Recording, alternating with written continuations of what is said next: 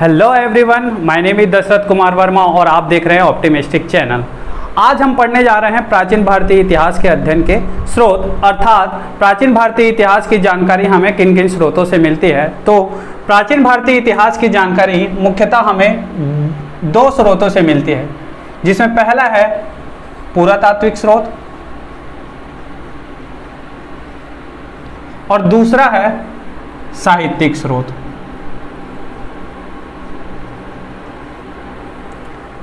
अब पुरातात्विक स्रोत होता क्या है? जो भूप्रवृत्ति के ऊपर जो है प्राचीन भौतिक अवशेष होते हैं या भौतिक वस्तुएं होती हैं, उन्हें ही कहा जाता है पुरातात्विक वस्तु। और पुरातात्विक वस्तुओं के जो खोजकर्ता होते हैं उन्हें कहा जाता है पुरातत्वविद।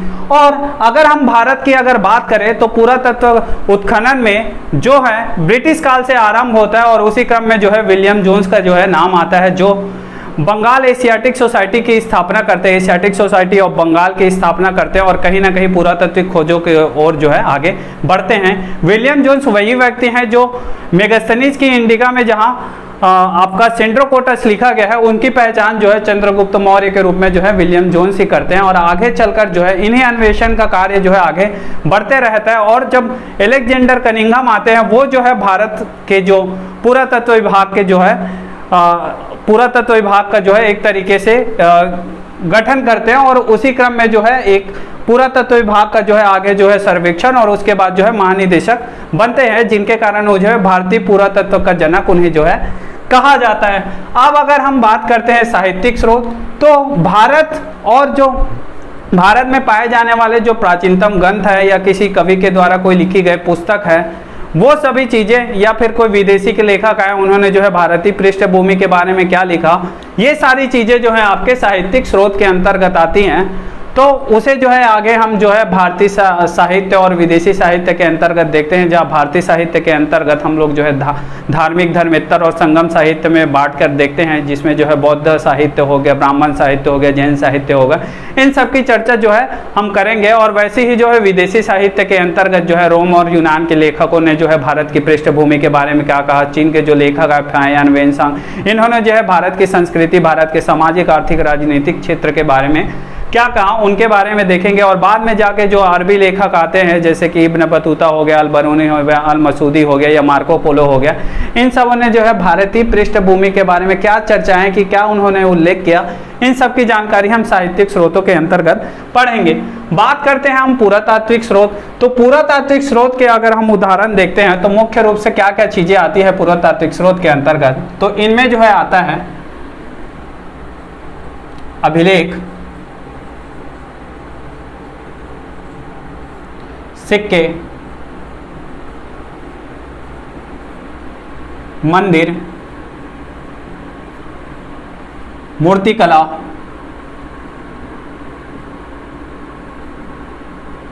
चित्रकला,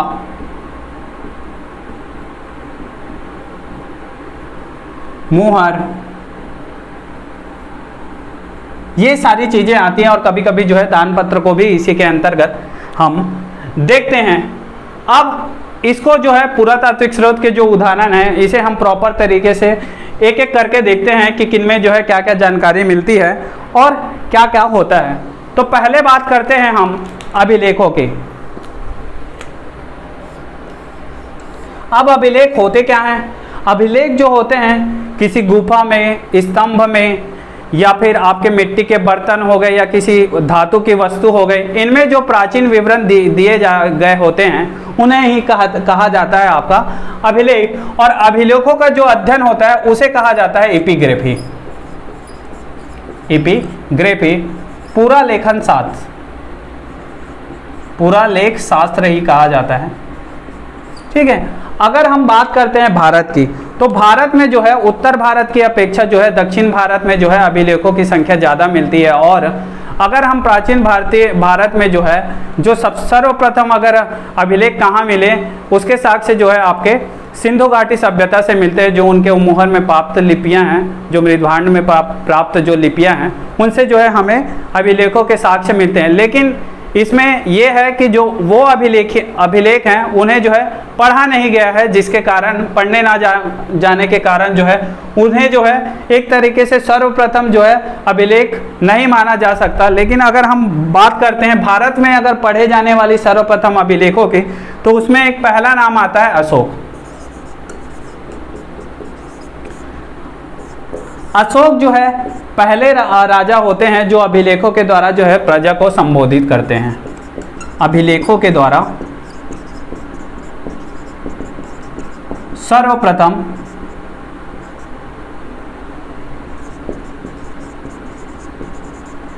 प्रजा को संबोधित। और अशोक के जो अभिलेख होते हैं वो मुख्य रूप से ब्राह्मी, खरोष्टी,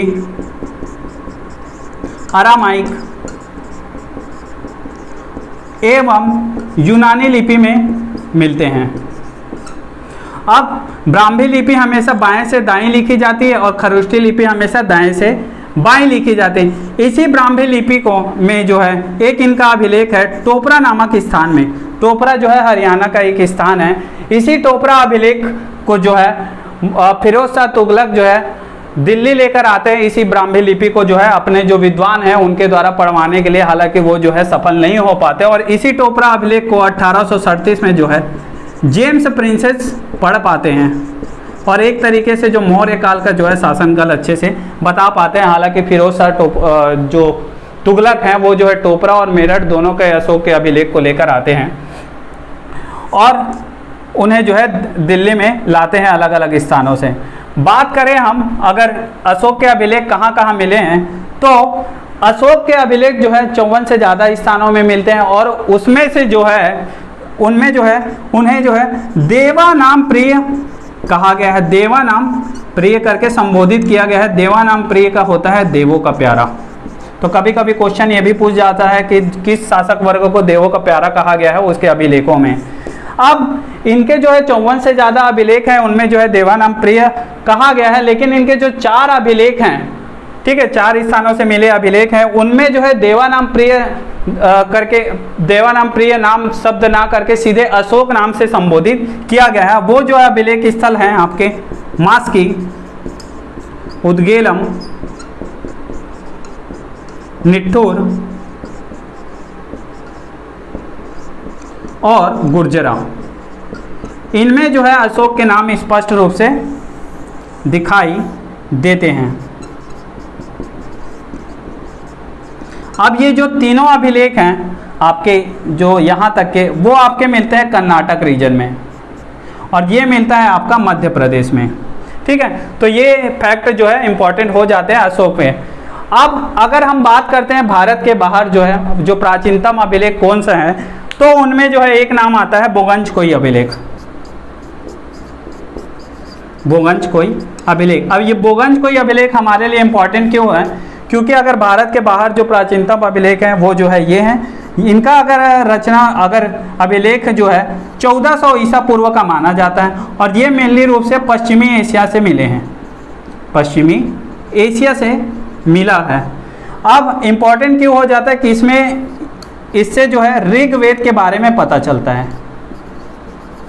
ऋग्वेद की जानकारी हमें मिलती है और इसमें जो है वैदिक देवता इंद्र, मित्र, वरुण और जो नासत्य है, नासत्य का मतलब होता है अश्वनी कुमार,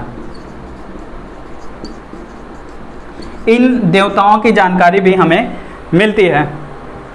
ये तो होगा आउटर तौर पे, लेकिन हमें जो है अब देखते हैं कि भारत में जो है महत्वपूर्ण अभिलेख कौन कौन से हैं, कौन कौन से राज्य में वो पाए गए हैं, उन अभिलेखों में किस शासक वर्ग का जो है वो अभिलेख हैं और उस अभिलेख में जो है क्या वर्णन किया गया है, तो उसको भी आगे देख लेते हैं।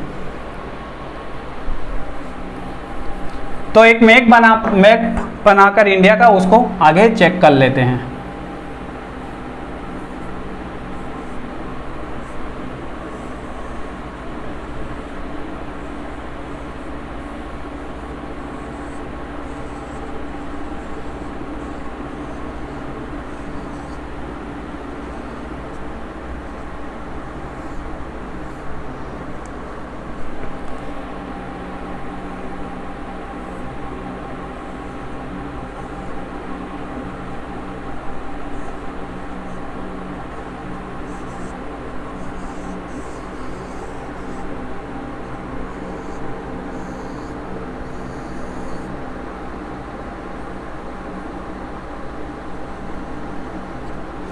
ये हो गया इंडिया, हमारा प्यारा भारत। बात करते हैं यहाँ जो है कौन कौन से अभिलेख, महत्वपूर्ण अभिलेख मिले हैं। तो एक जो है कलिंग वाला जो एरिया है उड़ीसा का, उसमें मिलता है हाथी गुफा अभिलेख। हाथी गुफा अभिलेख, हाथी गुफा अभिलेख जो है चेदी वंश के जो शासक हैं खारवेल, उनका है। और इसी में जो है सर्वप्रथम भारतवर्ष का उल्लेख मिलता है। भारतवर्ष का उल्लेख अगर अभिलेखों की बात करते हैं तो वो जो है हाथी गुफा अभिलेख से हमें मिलता है। इसके बाद हम अगर बात करते हैं, अगर आपसे पूछा जाए साहित्य में जो है भारतवर्ष का उल्लेख कहाँ मिलता है, तो वो जो है पाणिनि के अष्टाध्यायी में मिलता है। फिर बात करते हैं एक महत्वपूर्ण अभिलेख जो गुजरात का है, इसे कहा जाता है जूनागढ़ अभिलेख। जूनागढ़, या इसे ही कहा जाता है गिरनार अभिलेख। ये जो है रुद्रदामन प्रथम का है, रुद्रदामन प्रथम का। इसके जो एक मंत्री हैं सुविशाख, ठीक है, ये जो है संबंधित है सुदर्शन झील का पुनर्उद्धार कराते हैं, सुदर्शन झील का से संबंधित है, ठीक है। ये तो हो गया महत्वपूर्ण।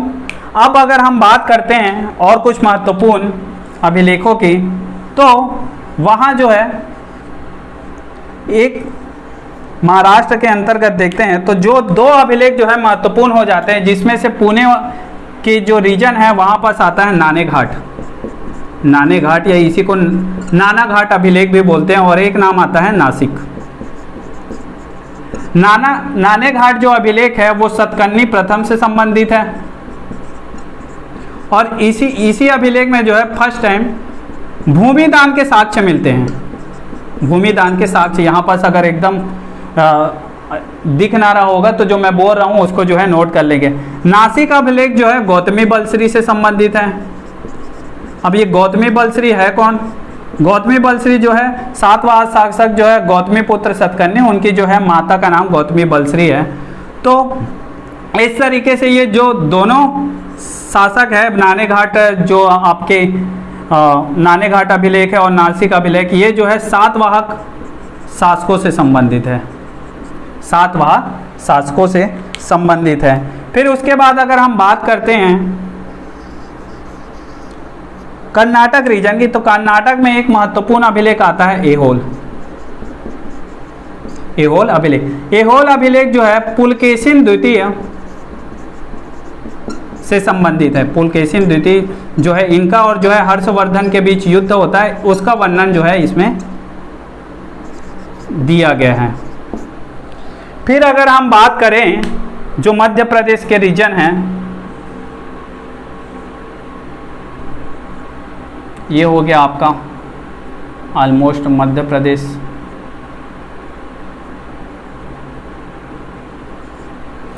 तो मध्य प्रदेश वाले रीजन में आपके दो तीन नाम काफ़ी फेमस हो जाते हैं। पहला नाम आता है आपका मंदसौर। मंदसौर अभिलेख जो है जो मालवा नरेश यशोवर्मन है उससे संबंधित है। मालवा नरेश यशोवर्मन के समय जो है हून आक्रमण होता है मिहिर कुल के द्वारा, इसकी जानकारी इसमें मिलती है। अब दूसरा नाम आता है ग्वालियर अभिलेख। ग्वालियर अभिलेख जो है मुख्य रूप से भोज और प्रतिहार शासकों से संबंधित है। भोज और प्रतिहार शासकों से संबंधित जो है आगे अरबों को मलेक्ष के रूप में बोलते हैं। फिर उसके बाद जो सागर का जो रीजन है वहाँ पास नाम आता है एरन अभिलेख। एरन अभिलेख जो है भानुगुप्त का है, और इसी अभिलेख में जो है सती प्रथा के पहले साक्ष्य मिले हैं कि सती प्रथा होता है इस तरीके से, जो एरन अभिलेख में फिर वो होता है। फिर एक नाम आता है जो विदिशा रीजन है मध्य प्रदेश का, वहाँ है बेसनगर, या इसी को बोला जाता है आपका गरुड़ अभिलेख। गरुड़ अभिलेख जो यवन शासक हेलियोडोरस हैं, हेलियोडोरस, नोट्स बना रहे होंगे तो जो मैं बोल रहा हूँ उसको जो है नोट कर लेंगे। हेलियोडोरस है उसका है, और इसी अभिलेख में जो है भागवत धर्म के बारे में जानकारी मिलती है। भागवत धर्म के बारे में जानकारी मिलती है। बात करें हम यदि उत्तर प्रदेश की,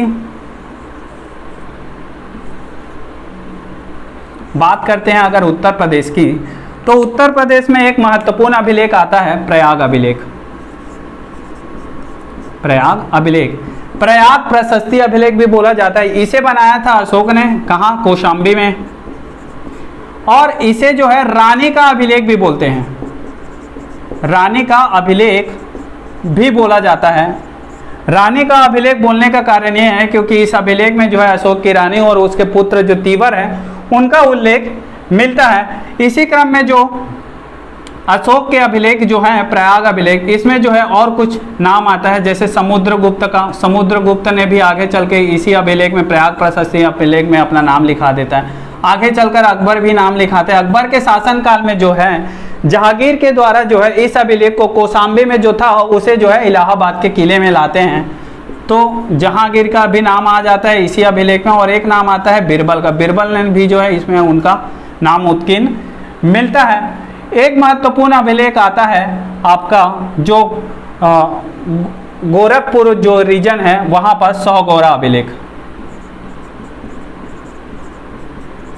सौगौरा अभिलेख। सौगौरा अभिलेख जो है चंद्रगुप्त द्वितीय से, चंद्रगुप्त मौर्य से संबंधित है। और चंद्रगुप्त मौर्य के समय जो अकाल आया था उस दौरान उन्होंने जो है राहत कार्य किए थे, उनका विवरण जो है सौगौरा अभिलेख से मिलता है। और अकाल राहत को दुर्भिक्ष भी बोला जाता है। तो आपसे पूछा जा सकता है कि दुर्भिक्ष की जानकारी हमें किस अभिलेख से मिलती है, तो वो आएगा आपका चंद्रगुप्त मौर्य का सौगौरा अभिलेख। फिर एक महत्वपूर्ण अभिलेख आता है उत्तर प्रदेश के अंतर्गत ही भीतरी स्तंभलेख। भीतरी स्तंभलेख जो है स्कंदगुप्त से संबंधित है।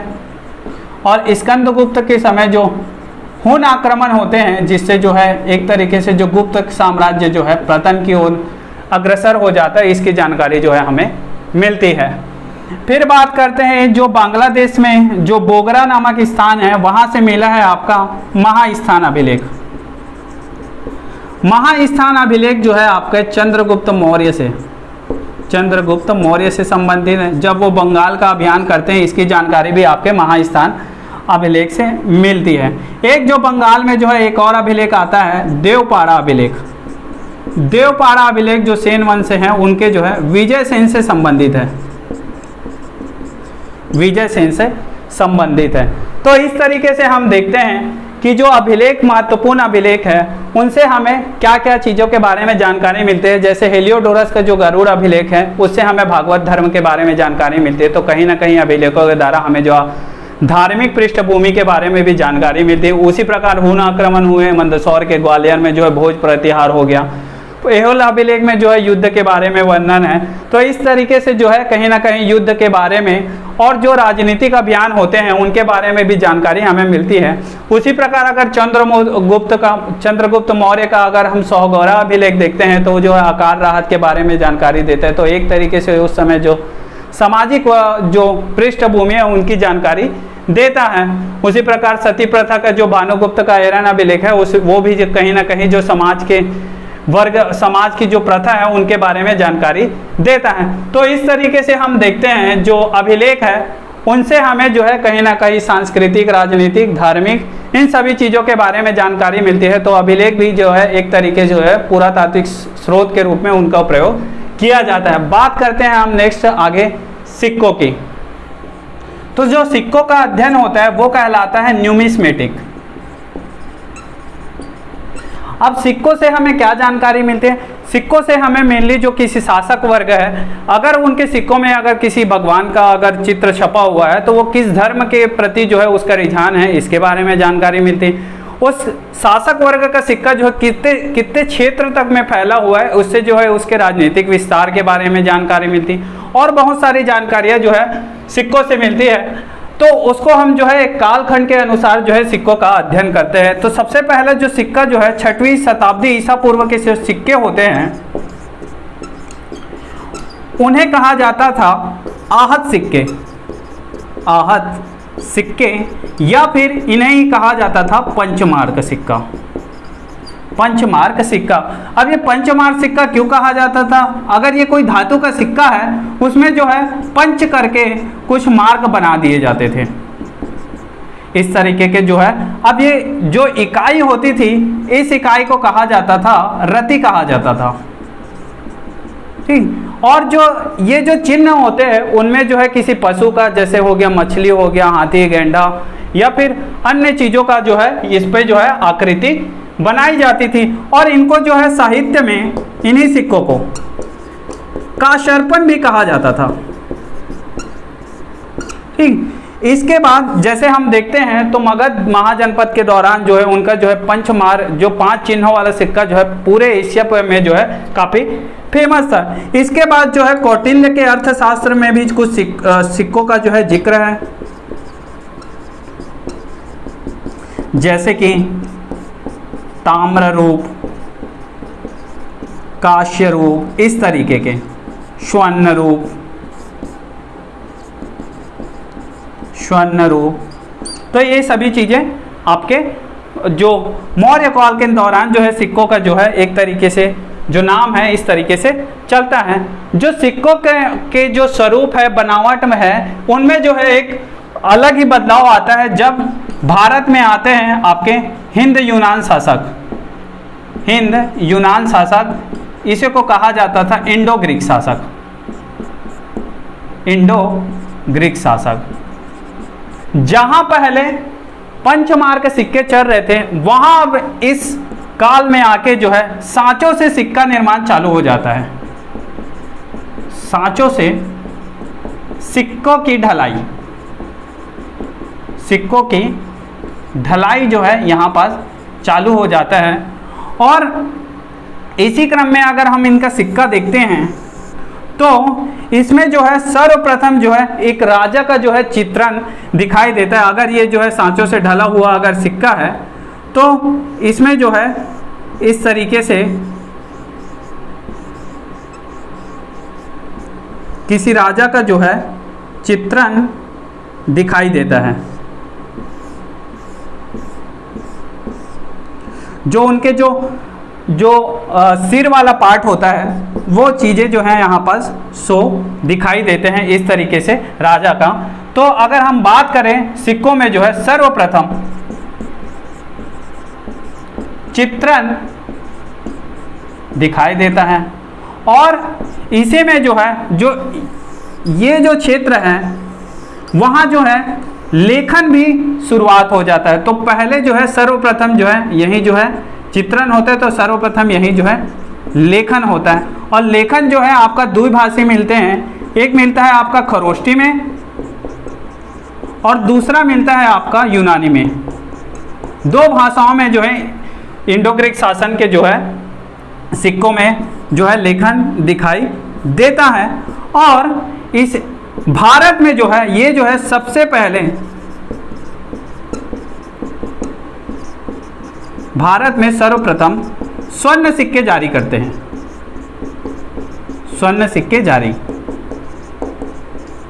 अब इनके सिक्कों में होता क्या है, जब ये स्टार्टिंग में आते हैं तो इनके जो देवी देवता होते हैं, ठीक है, जो यूनानी देवी देवता हो गया, एथेना हो गया, हरकुलिस हो गया, ठीक, तो उनका जो है चित्रण होता है। बाद में जाके जो है बाद में जो भारतीय देवी देवता होते हैं उनका चित्रण जो है हिंद यूनानी शासक जो है अपने सिक्कों पर करते हैं। बाद में भारतीय देवी देवताओं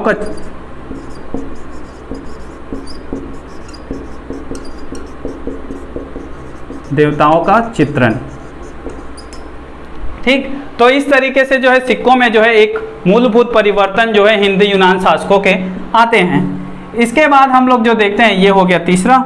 चौथा हम देखते हैं कुषाण शासक के बारे में कि कुषाण शासकों ने जो है आगे क्या किया सिक्कों के क्रम में। तो कुषाण शासक जो होते हैं वो भारत में सर्वप्रथम शुद्ध सोने के सिक्के जारी करते हैं। भारत में सर्वप्रथम शुद्ध सोने के सिक्के जारी करते हैं।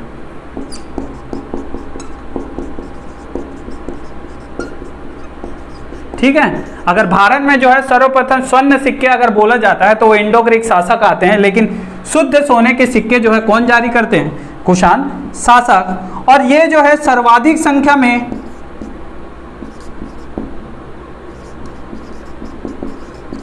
ताम्र सिक्के जारी करते हैं।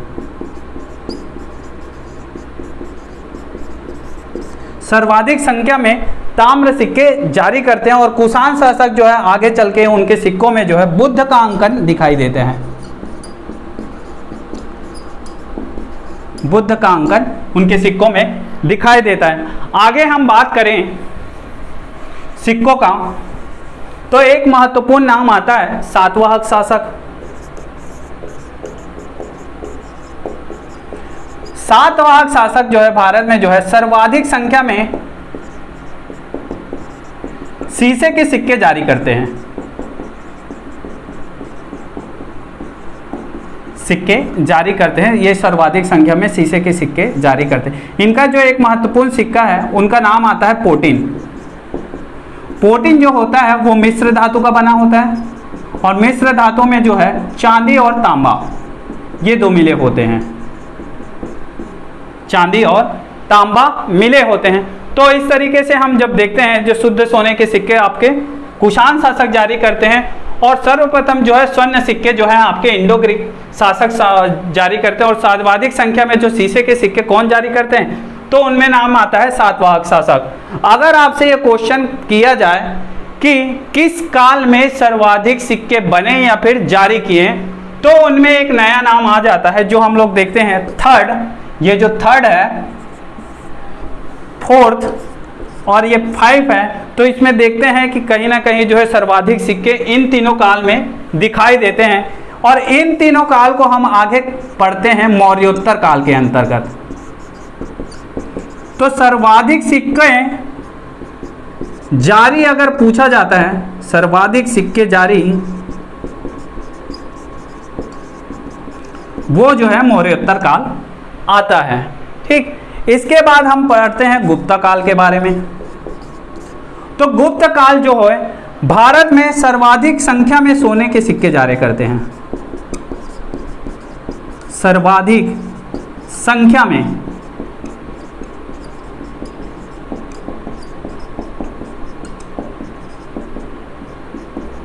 सोने के सिक्के जारी करते हैं। अब याद रखेंगे सोना जो है 3 जगह आया है, सर्वप्रथम और शुद्ध सोना। ठीक, इस तरीके से, तो इनमें जो है आप कंफ्यूजन ना होए, एक में जहां शुद्ध की बात कर रहा है, एक में जहां सर्वप्रथम की बात कर रहा है, तो तीसरे में जो है सर्वाधिक संख्या में बात कर रहे हैं। चंद्रगुप्त जो द्वितीय हैं वो जो है सर्वप्रथम स्वर्ण नहीं, सर्वप्रथम चांदी का सिक्का जारी करते हैं, चांदी का सिक्का जारी करते हैं। ठीक, आगे बात करते हैं हम, जब भारत में जो है तुर्क आ जाते हैं और उसके बाद जो है आगे जो है दिल्ली सल्तनत आता है, तो उसमें जो है सिक्कों में के स्वरूप में जो है क्या परिवर्तन आता है उसको देखते हैं। इसमें एक चीज और नोट कर लेंगे, जो गुप्त शासन काल है उसके दौरान जो है एक सिक्का काफी महत्वपूर्ण हो जाता है, दिनार नामक सिक्का। ये जो है स्वर्ण सिक्का होता है, स्वर्ण सिक्का होता है। तो एक फैक्ट जो है यहाँ पास ये जो है इम्पोर्टेंट हो जाते हैं। अब बात करते हैं दिल्ली सल्तनत, और जो तुर्क आए उनसे जो है सिक्कों में क्या परिवर्तन आता है उसको देखते हैं।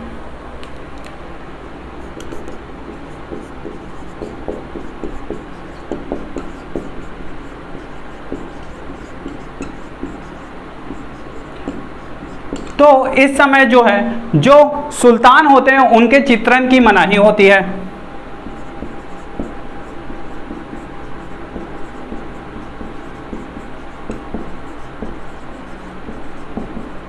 और इसकी जगह जो है सुल्तान की पदवी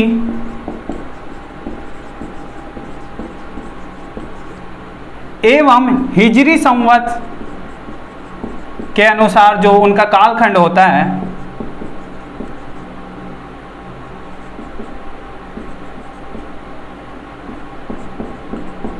तारीख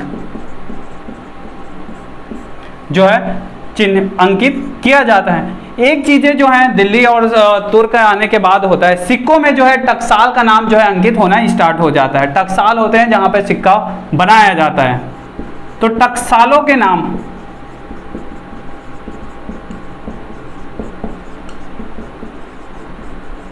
अंकित। अब सुल्तान का चित्रण की मनाही होता है, जैसे कि जब हम गुप्त काल के बारे में पढ़ते हैं तो उस टाइम जो है गुप्त काल में जो है समुद्रगुप्त हो गया, चंद्रगुप्त मौर्य हो गया, इनके जो है सिक्के काफ़ी दिखाई देते हैं। जैसे कि जो उसमें जो है वीणा बजाते हुए बताया जाता है, बाघ का शिकार करते हुए, धनुष पर प्रत्यंचा चढ़ाते हुए, और बहुत सारे उनके जो है सिक्के दिखाई देते हैं। हालांकि जो है समुद्रगुप्त का वीणा बजाते हुए सिक्का काफ़ी फेमस है।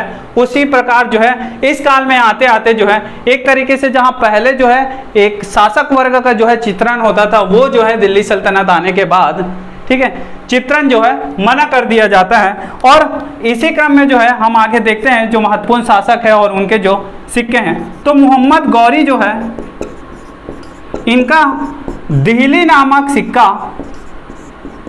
इन्होंने जो है चलाया था। फिर आगे जब हम देखते हैं इल्तुतमिश का, इल्तुतमिश ने जो है शुद्ध अरबी सिक्के चलाए, शुद्ध अरबी सिक्के जारी किए।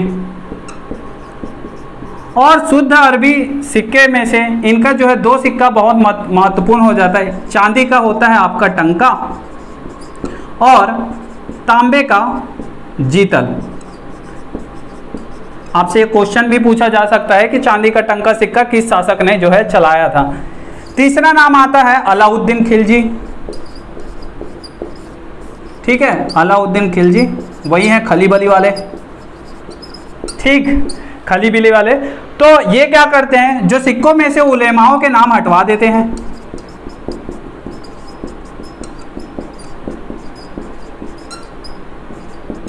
और उनकी जगह जो है डिजाइन युक्त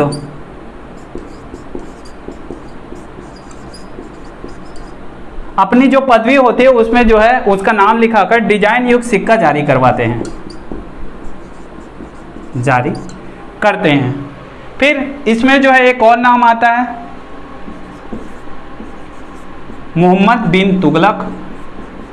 ठीक है, इनके इतिहास तो काफ़ी महत्वपूर्ण हो जाता है जब हम तुगलक काल के बारे में पढ़ेंगे तो देखेंगे। इनमें जो है ये जो है सर्वप्रथम प्रतीकात्मक मुद्रा जारी करते हैं, प्रतीकात्मक मुद्रा जारी करते हैं। अब प्रतीकात्मक मुद्रा होता क्या है उसको जब हम मोहम्मद बिन तुगलक का काल देखेंगे तो देखेंगे। इनका जो एक अदली नामक सिक्का है, मेनली जो है आपका कांसे का होता है, वो काफ़ी महत्वपूर्ण हो जाता है। और यही जो है आगे चलकर जो है सिक्कों में जो है कलमा खुदवाना चालू कर देते हैं सर्वप्रथम।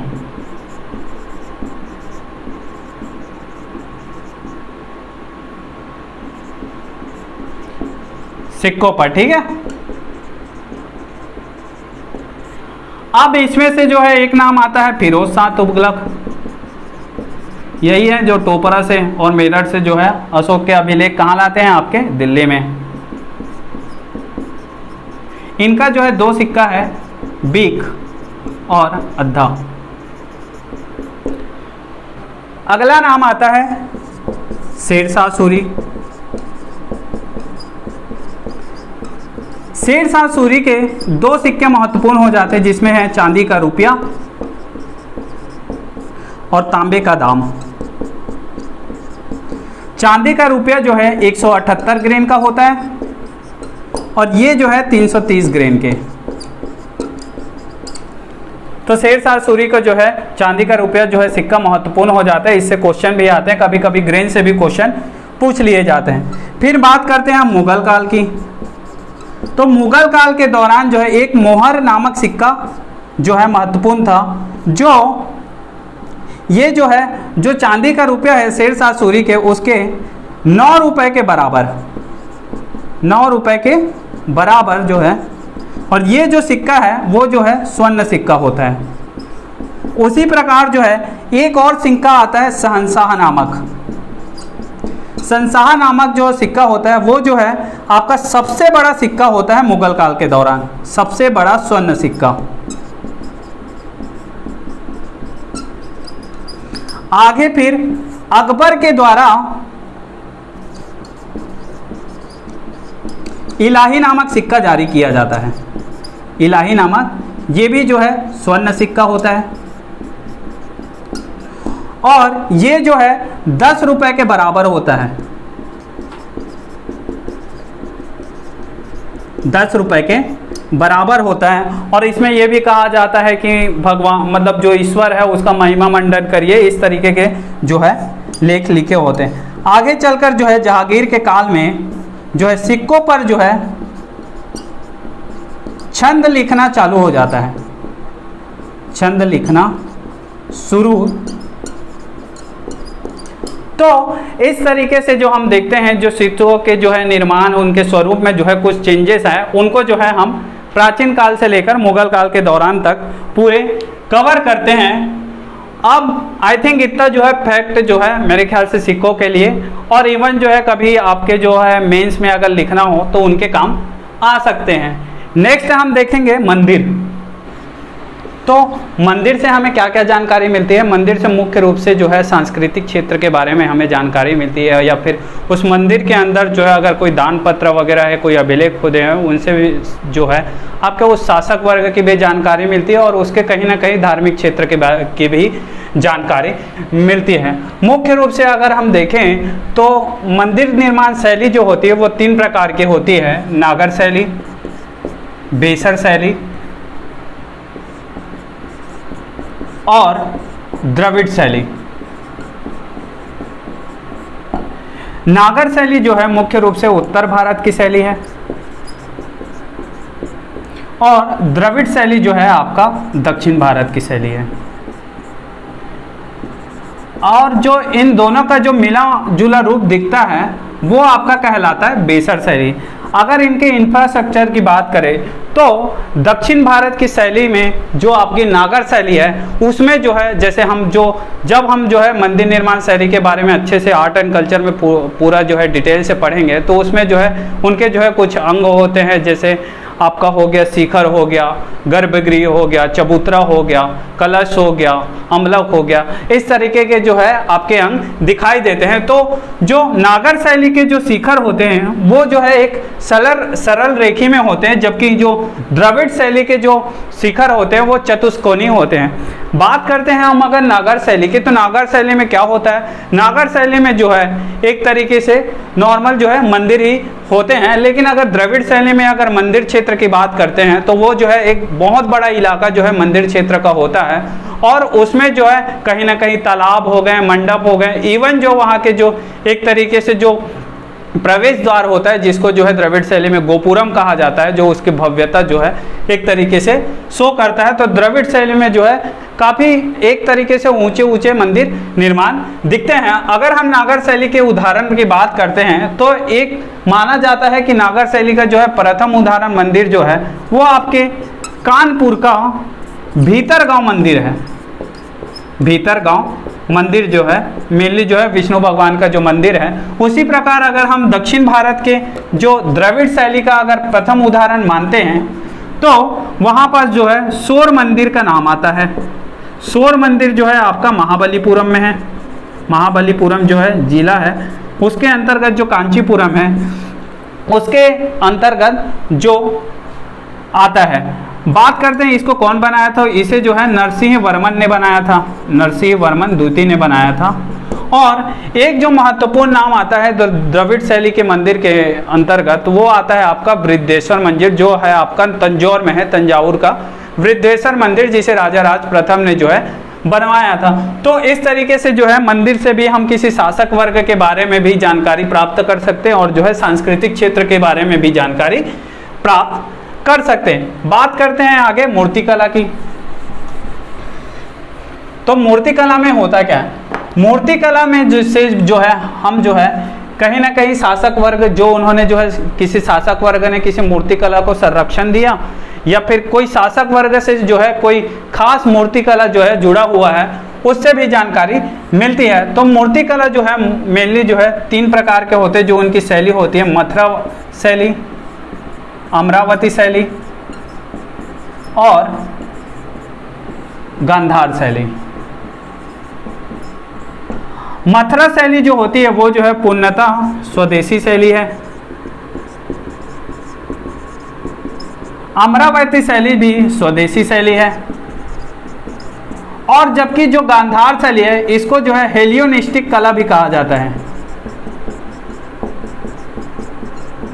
हेलियोनिस्टिक कला भी कहा जाता है। और ये जो है कुषाण शासकों के द्वारा जो है प्रचलन में आया है। हालांकि कुषाण शासक जो है मथुरा शैली को भी एक तरीके से संरक्षण देते हैं, और ये मेनली जो है आपका उत्तर भारत की शैली होती है, ये जो है दक्षिण भारत की शैली। अब शैलियों के अंतर्गत होता क्या है, मथुरा शैली के अगर हम मूर्तियों को देखते हैं तो इनकी मूर्तियां जो है मेनली लाल बलुआ पत्थर से दिखाई देती है बनी हुई, जबकि वहीं जो द्रविड़ शैली होती है वो जो है संगमरमर की बनी दिखाई देती है, और जो गांधार शैली है वो जो है काले पत्थरों का उपयोग किया जाता है। तो अगर हम कहीं देखते हैं कुछ शैली जो है गांधार शैली में जो है मूर्ति बनी हुई है, तो एक तरीके से उसको हम बोल सकते हैं कि इसे जो है कुषाण शासकों ने बनाया था। और होता क्या है, इन शैलियों में जो है थोड़े से गांधार शैली में जो है जो शरीर के जो अंग है उसे जो है हष्टपुष्ट तरीके से, लाइक एक बॉडी बिल्डर जो होता है अच्छे से जो है मसल वगैरह दिखाने के जो शो होता है मूर्ति कला में जो है वो होती है आपके गांधार शैली के अंतर्गत आते हैं। तो इस तरीके से जो है मूर्ति कला से भी हमें जो है कहीं ना कहीं शासक वर्ग के बारे में जो है जानकारी मिलती है, और इसके साथ ही जो है धर्म के बारे में उनसे जुड़ी जानकारी मिलती है। बात करते हैं हम चित्रकला की। ठीक, तो चित्रकला से हमें क्या क्या जानकारी मिलती है। अगर हम चित्रकला के रूप में देखते हैं, जैसे अगर मैं बात करूं भीमबेटका के, तो भीमबेटका में जो है आदिमानव के चित्र मिले हैं। अब भीमबेटका है कहाँ, वो जो है मध्य प्रदेश के रायसेन जिला में स्थित है। वहाँ जो है जो आदि मानव है वो जो है शिकार करते हुए उनका जो है चित्रण काफ़ी फेमस है।